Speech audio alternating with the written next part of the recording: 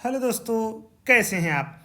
एक बार फिर आप सभी का स्वागत है आपके अपने YouTube channel learn with KD पर।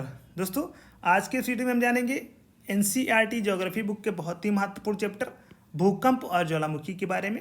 दोस्तों, बहुत ही महत्वपूर्ण टॉपिक है, परीक्षा में कई बार यहाँ से प्रश्न पूछे गए हैं। तो दोस्तों, आइए बढ़ते हैं अपने पहले प्रश्न की ओर।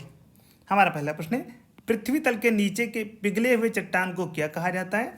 सही जवाब होगा ऑप्शन डी, मैग्मा। दोस्तों, पृथ्वी के आंतरिक भाग में पिघले हुए पदार्थ को मैग्मा कहा जाता है। ज्वालामुखी उद्गार के दौरान मैग्मा धरातल पर आने के बाद लावा कहलाता है। दोस्तों, जब ज्वालामुखी फटता है तो फिर मैग्मा जो धरातल के ऊपर आता है तो यह लावा कहलाता है। बेसाल चट्टानों का निर्माण लावा के जमने के फलस्वरूप ही हुआ है। हमारा अगला प्रश्न है, ज्वालामुखी पर्वतमाला सामान्यतः कहाँ पाए जाते हैं। सही जवाब होगा ऑप्शन ए, प्रशांत महासागर में। दोस्तों, विश्व के ज्वालामुखियों का लगभग 2/3 भाग प्रशांत महासागर के तटीय भागों में पाया जाता है। ज्वालामुखी की इस तटीय श्रृंखला को प्रशांत महासागर का ज्वालाव्रत, fire girdle of the Pacific तथा अग्निवलय, रिंग ऑफ फायर कहते हैं।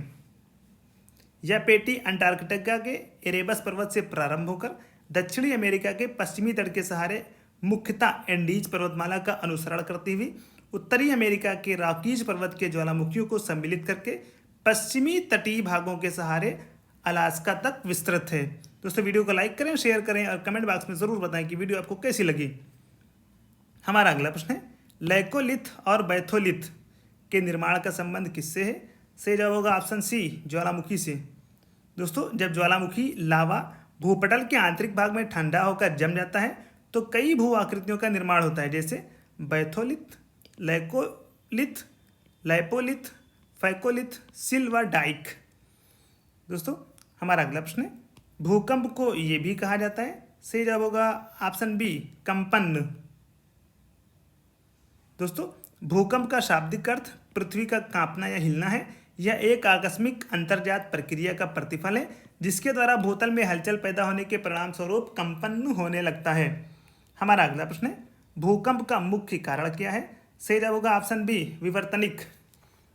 दोस्तों, भूकंप की उत्पत्ति के कुछ प्रमुख कारण निम्नलिखित हैं: ज्वालामुखी क्रिया, भू संतुलन, घर्षण, प्लेट विवर्तनिकी, प्रत्यास्थ पुनश्चलन, जलीय भार, उल्कापात, परमाणु बमों का परीक्षण आदि। हमारा अगला प्रश्न है, एक ही समय में कंपन करने वाले स्थानों को मिलाने वाली रेखाओं को कहते हैं। सही जवाब होगा ऑप्शन ए, सह भूकंप रेखाएं। दोस्तों, एक ही समय में भूकंप से उत्पन्न विनाश के परिणाम स्वरूप समान रूप से प्रभावित होने वाले स्थानों को मिलाने वाली रेखा को सह भूकंप रेखा, होमोसिस्मल लाइन कहते हैं।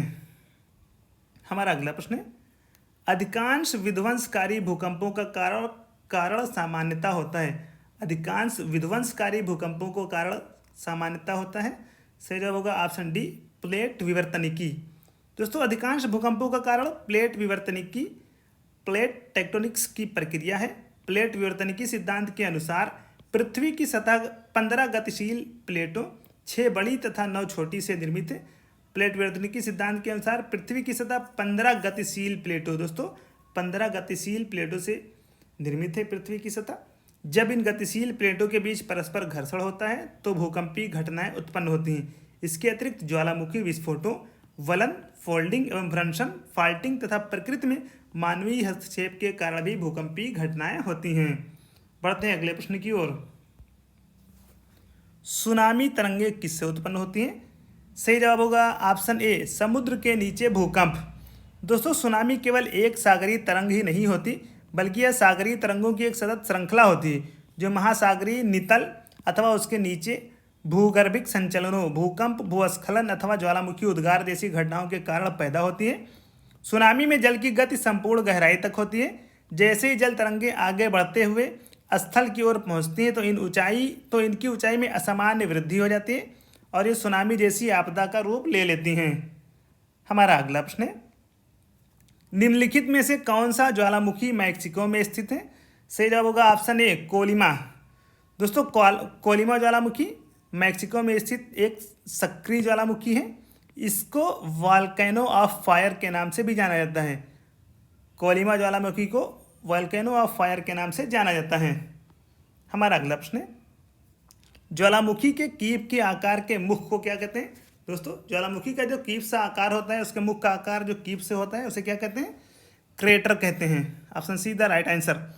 दोस्तों ज्वालामुखी के छिद्र के ऊपर स्थित गर्त को क्रेटर या ज्वालामुखी का मुख कहते हैं, जो प्रायः कीपाकार होता है। इनका ढाल शंकु के आकृति का होता है। उदाहरण के लिए सिंडर शंकु के अंदर निर्मित क्रेटल का ढाल 25 डिग्री से 30 डिग्री के बीच होता है। जैसे जैसे शंकु का विस्तार होता है, उसके क्रेटर का आकार भी बढ़ता जाता है। हमारा अगला प्रश्न है, भूकंप के परिमाण को मापने के यंत्र को कहा जाता है? सही जवाब होगा ऑप्शन डी, सीस्मोग्राफ। दोस्तों प्रश्न बहुत ही महत्वपूर्ण है, कई बार परीक्षा में पूछा गया है। भूकंप के नापने के वाले यंत्र को कहते हैं, भूकंप के परिमाण को नापने वाले यंत्र को कहते हैं सीस्मोग्राफ।